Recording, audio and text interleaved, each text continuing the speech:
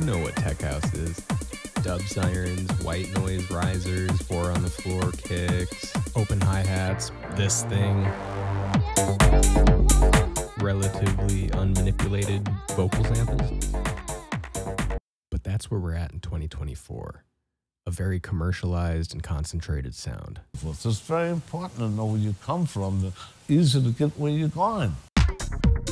Tech house is the genre baby of techno music from Detroit and house music from Chicago. Those two separate genres were being received so well in Europe and in the UK by the underground scene that not only did it form tech house, but it also formed many other subgenres of electronic music in the same exact time, all in different locations. Early tech house was explained as not too techy, but having a strong groove, and also not being too flooded with acapellas. Tastefully done. You can look up an elaborate history of tech house, but I'm really just here to show you how I made like an early tech house kind of vibe. I was inspired by a reference track. I used Gobstopper by Housey Doings, a very early tech house classic that was popular in the UK, specifically at a club called Wiggle. I was inspired by that track because of how many musical elements still remain in modern tech house, and I believe that's the best way to kind of show people that know modern tech house the early days. I don't know. Let's get into the track. So here we are in Ableton 11. As you see, this project file is pretty simple. It's in 127 BPM, and this is how I made the song itself. It is in the live screen of Ableton. I just non-visually made a bunch of loops, and I just kind of grooved out until I felt like I had enough to record. I started out with percussion. The conga groove in the reference track was something I wanted to replicate in a sense in my track, so I went directly for congas. I put a couple different sounds into a drum rack, and then I put a 16th note swing groove on the notes to just give it a little more humanized feel. There's quite a bit of processing on the congas using stock Ableton effects, but the main gist of it was to take it from being a really clean sound to more of like a lo-fi sound. The one element of the percussion that never got lost in tech house throughout the years is the use of the open hi-hat. I layered 2 different sounds for that just to create a fuller, wider sound because that's such an important element of this genre. Same with the short, punchy, explosive claps. I messed with the decay of the clap to make sure I had a short enough clap. I grouped all the percussion together and I put a drum bus effect on that, and that just was gonna add a little bit more punch to the drums.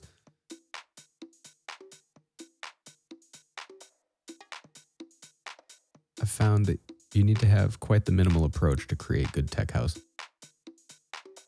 Since there's fewer tracks, the weight of the track is within the sound choices. So I made sure to build a kick that would carry the track and cut through the mix, yet also have enough low end to really thump on a speaker. So these are the 2 layers of kicks that I used. One has a lot of sub bass in it and not a lot of top end. And then the other one is a lot more punchy and present. I used that drum bus effect to get a little more low end.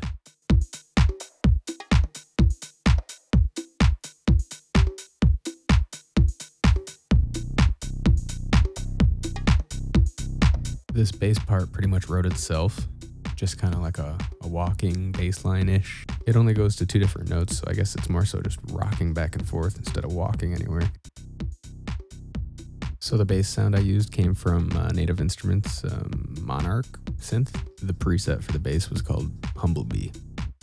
A little bit of processing using EQ. I was just boosting the mid-range. I sidechained the kick to the bass, and I also gave it quote-unquote saturation with some distortion. And I just turned the dry wet down until it was like 5% or less. I grouped the kick and the bass together so I could achieve a more glued sound using a limiter.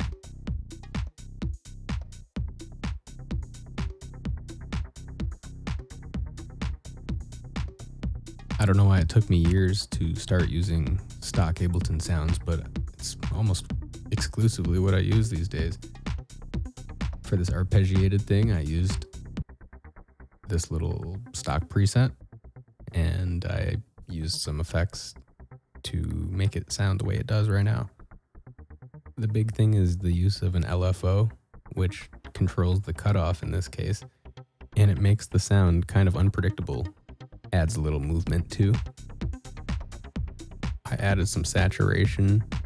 I messed with the stereo image. I compressed it and did a little more EQing after that. Oh, with a little bit of bit reduction too, so it sounds like it's being played on old equipment.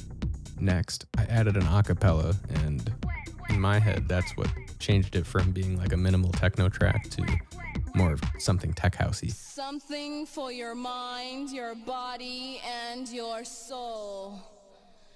It's the power to arouse curiosity. I found that on YouTube. The purpose. And then I started chopping it up in an instrument rack. You can do this too. Any sampler would work. You just got to have the ability to splice different parts of the audio. I pitched the whole sample up one semitone. I used this envelope follower effect to trigger this EQ. It's basically just acting as a filter though, with a little bit of movement. I made it sound spacey and tripped out by adding a little bit of reverb using a send and return, and then also adding a delay effect. These little synth elements here are just meant to build up an atmosphere and a little tickling sound in the background. That's why they're super low in volume. By themselves, they sound very new and too good, so I needed to dirt them up. The best way to do that is to take away high end and low end. Maybe add a little bit of air to it. Whoa, I'm so spaced out. This Roland 303 style bass sound also came from stock Ableton sounds. At this point, I'm kind of fusing together acid house and tech house kind of grooves, but I'm pretty sure that was the case back then too, because those genres coexisted. Without any processing, it sounds very static, as in not moving. I gave it some motion by adding these two LFOs and some additional processing. The LFOs are triggering the cutoff and the resonance of the actual bass sound, and it almost replicates what it would be like if a person was messing around with the actual piece of equipment in real time.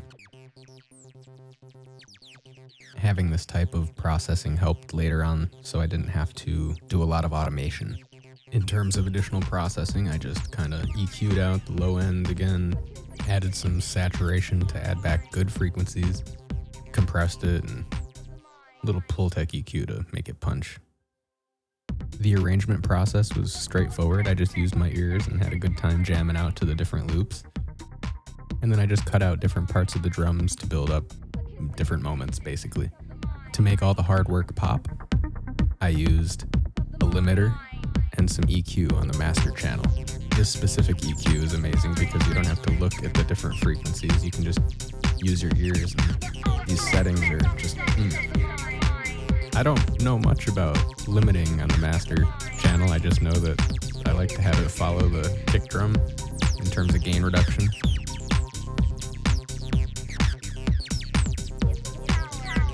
Due to all the LFOs, I didn't need to end up doing any automations on this track. I can leave that up to the DJs who choose to play this live. That was my philosophy, and that is the whole track.